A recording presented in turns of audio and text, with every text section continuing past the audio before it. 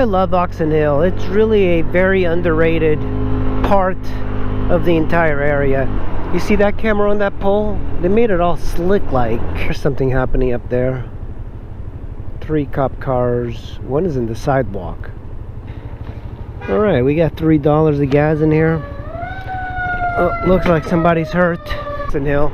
I might be the only one really, but the more I come here, the more I like it. And there's so many things that I think smart people are realizing that it's a good investment, because you're so close to DC and so close to Alexandria, Northern Virginia, but you pay a fraction of the costs of living in Virginia and DC here. Oxon Hill, we're currently in Temple Hills, and now we are going to be crossing into Morningside pretty soon.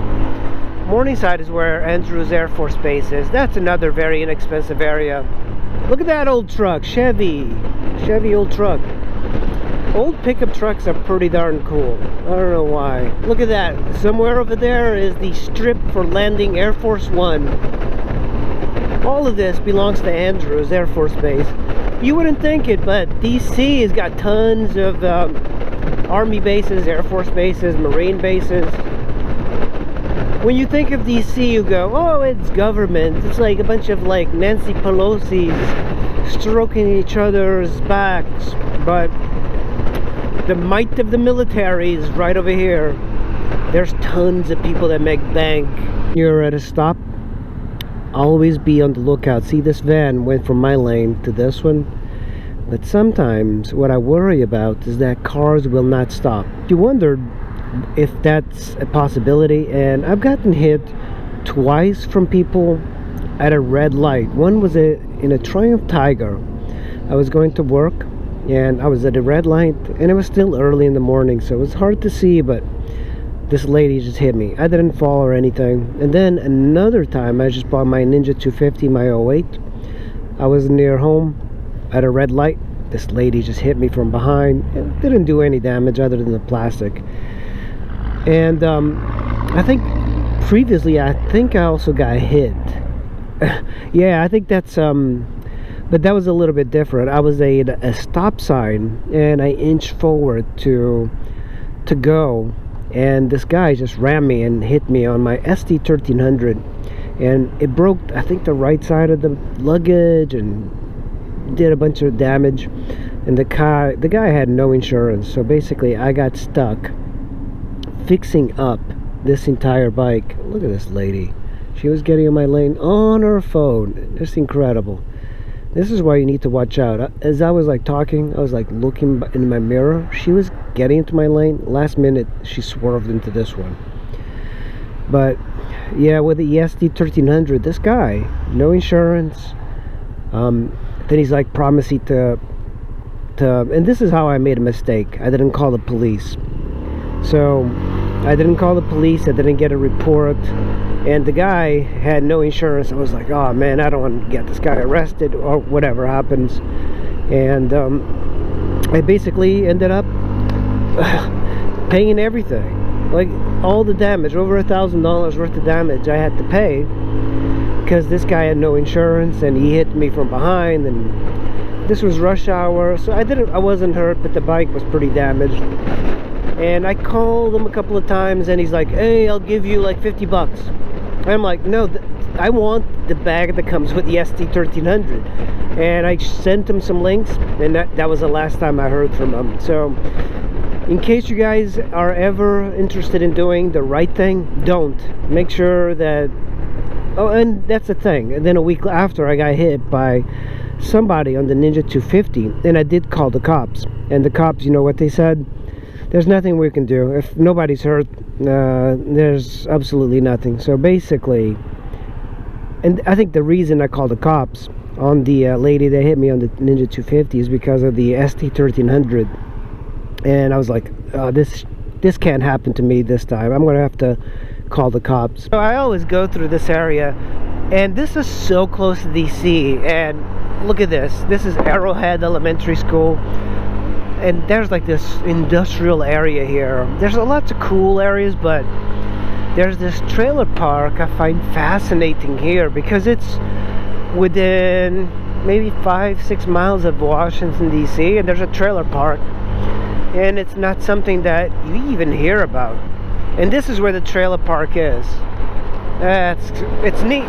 Go into Watkins Regional Park. I don't know if I've ever shown you guys this, but it's a pretty badass park, and I haven't really ridden too much through here. Look at that. Welcome. Yeah, nice little bridge here. Watkins Regional Wizards of Oz Playground. That's interesting. Definitely gotten a lot colder since that 70-degree day. It's good to have a segment of motorcycling that's cool, but when something becomes a little bit too popular, then it's time to kind of evaluate things. That's why I like the KLR 650. The KLR 650 on paper should not be a popular bike. It's doesn't have any of the amenities that people like. You know, it doesn't have like the heated butt seats. It just doesn't have the aux lights. You know, it's just cheap. Everything about it is cheap. It's carbureted, but it's popular. And I mean, look, just listen to this bike go over these this road. It's just insane. But now the KLR 650, it would just glide over this road without any issues. It's a very weak bike. It's like 36 horsepower. It doesn't make a lot of power, but you know, you don't get that bike for the horsepower. Oh my god, this road is just this is welcome to DC, I guess. Like, there's already a trend in adventure bikes that's happening. It used to be the open class was what everybody wanted, and now it's gone to the middleweights. Like, the middleweights are the popular ones, and I think that's why you're seeing a spike in resale value in the V-Strom 650, even the old one. The prices on them have been going up and up for some reason, and I just wonder, like, there's a little bit with COVID, but also there's a demand for affordable adventure bikes, because for a very short time there was nothing under $10,000, and even $10,000 is expensive. But the Yamaha Super Tenere is like 17, 18,000.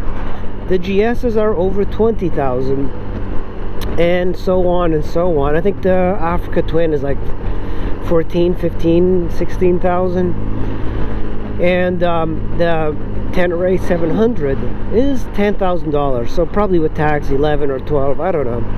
And then you have the Honda ADV scooter that's coming out. That's a 150, same engine that this one has.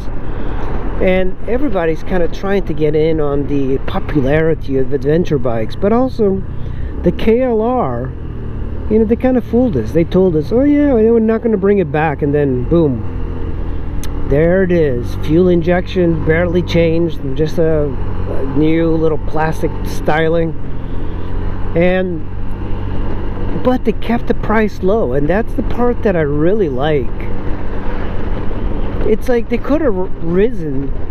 They could have put that price at $10,000. They could have stuck the Versys engine on it and basically made the Kawasaki KLR 650 a Versys off-roading bike. But they brought that single cylinder, the same engine, the same suspension, just with fuel injection, and then revamped it a little bit, digital dash, and I kind of like it. You know, they didn't do a lot of changes. It's beautiful. I think eventually, I don't know, I hope that the Tenere does not become a super popular bike, the Super Tenere, and even the 700. Like, you know, that's a problem. When you start talking up about a bike, people start buying them. And the V-Strom, I think something happened with that. It became popular, and I still think that's one of my favorite bikes. You know, of all of these bikes that I've had, the V-Strom 650 is one of the best mannered bikes. It's the easiest to kind of live with if you can kind of cope with the chain maintenance, and that's really the only downside it has. That's the only downside. What the fuck you people doing? You know, I hate it when people, like, when the light turns green and then a douchebag makes a left in front of you. That's absolutely ridiculous. I really hate that. Well guys, thanks for riding with me. I really appreciate it, and I'm going to see you in the next video. Bye. We drove around all day and there's not a single job in this town. There is nothing, nada, zip. Yeah, unless you want to work 40 hours a week. Kind of stuck here. The cops won't bother me.